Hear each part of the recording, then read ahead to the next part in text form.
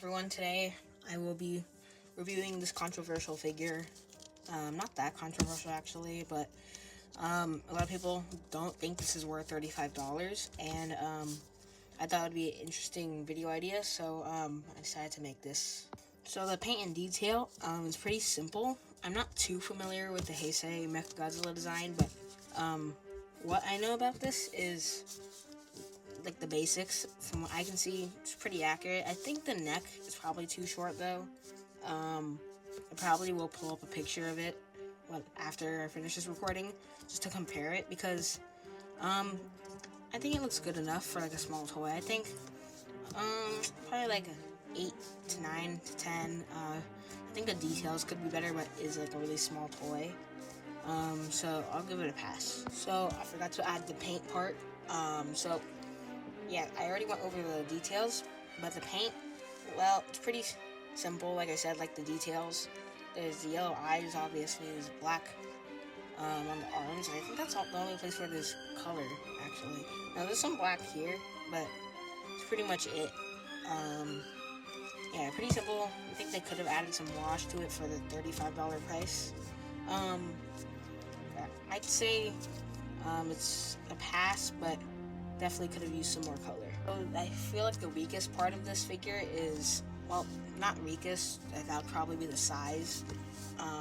It's barely bigger than this guy. But one of the weakest things is the articulation, which isn't as bad as I thought it would be, but it's still not the greatest. So it's like a hinged jaw, which normally Super7 figures don't have, which is probably why people are getting this. They just want the hinged jaw, and then it doesn't really open too far, so it's just only that far. Can't really get it further into the sculpt. Yeah, it should probably be better, but I'll take it. Whatever. And then there's the swivel here. Yeah, I really wish there was a ball joint at the very least.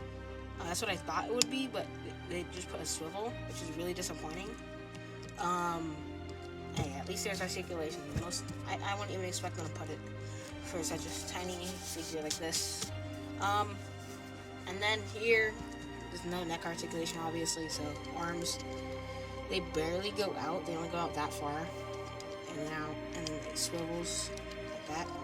Then it goes out that far, hinge. Then there's literally not even a swivel for the hand. It's just solid. That's actually just lazy. Like, there's no excuses for that. The legs, this is probably like the best part of the figure, just because there's barely anything on here. It's just a spread, like that, pretty good spread. There's no really point because the pivot is barely there, so it doesn't matter. It kicks forward that far, back that far. It's an extremely tight bend though, like, and it's not that much. It's like very tight. I had to heat it up just to get this one moving. Yeah, I can still barely get it. And now that that's I forgot. Okay, the feet. They have no toe articulation. I don't think it would have it in the movie, so it's fine.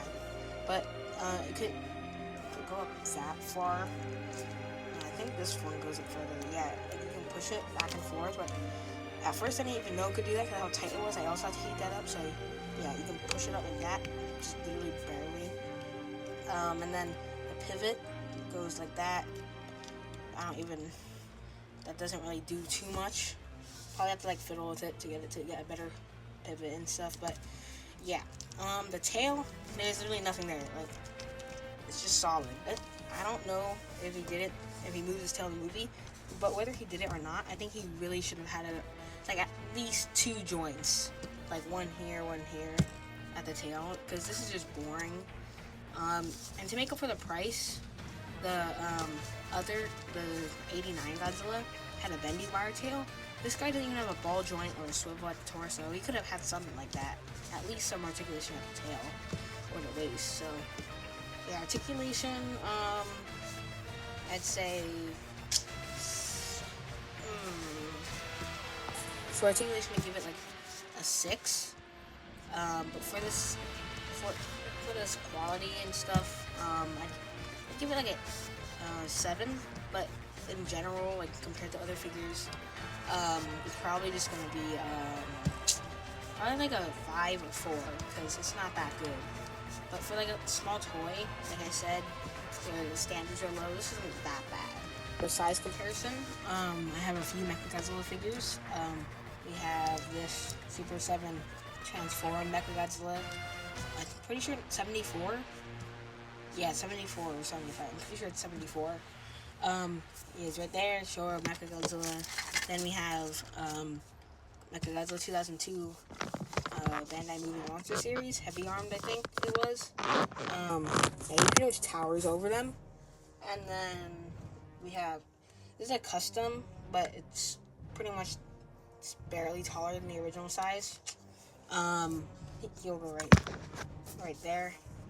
He's a bit bigger, I'd say. So, and then we have Playmates. I don't have enough room here. I just knocked him over. Whatever. Playmates MechaGodzilla 2021. The battle version, I think it's called. It has the heat ray. So yeah, pretty much the tallest one. But where'd he go? Let me grab him here. We got the SH Monstars MechaGodzilla. This guy's also a custom because he broke in the tail a few times. So yeah, he's literally just easily towering over every single one here. The smallest one is this one, but then this one's basically the smallest, but it's also second most expensive here. This guy's like 120, I think. No, I think it was like 150. So, this one, second most expensive. This one's like 25, I think. This MechaGodzilla right here is 10. Then this one is, I think 15. Yeah, so MechaGodzilla's expensive. That one in the back, 25 as well. So yeah. So the final question is, would I recommend this figure? Honestly, unless you're like really liking Heisei MechaGodzilla and you can't afford anything else, like the big Super7 one, the Ultimates one, or the Monster Arts, I think you'd probably want to get this one and really want MechaGodzilla. 1994, I think. Oh no, that's Space Godzilla. What year did this one come out? I think 93. You really want Heisei MechaGodzilla and you can't afford the big ones, I think this will do good enough for you. But if you do have the money for some bigger ones, I think you should probably skip this one unless, you know, you have a kid or you are a kid and you really just want something to play with. This is pretty good. I'd probably recommend it more than the 89 in this line, even though I don't have that one. Because the other one, that just looks cheap. So if you are going to get one from this line, try to get this one. Yeah. I forgot to mention accessories. Well, how could you blame me? This is literally the only one. So, yeah. This is a terrible accessory, by the way. Don't buy this for that figure. Don't buy it for the accessories. Just don't. Well, anyways, thank you for watching this video. Normally I don't use my voice, but I didn't feel like editing all the words in, so, that's why I decided to use my voice. So, yeah, if you want to review anything else I have, I can. You can just put it in the comments. Thank you for watching, and goodbye.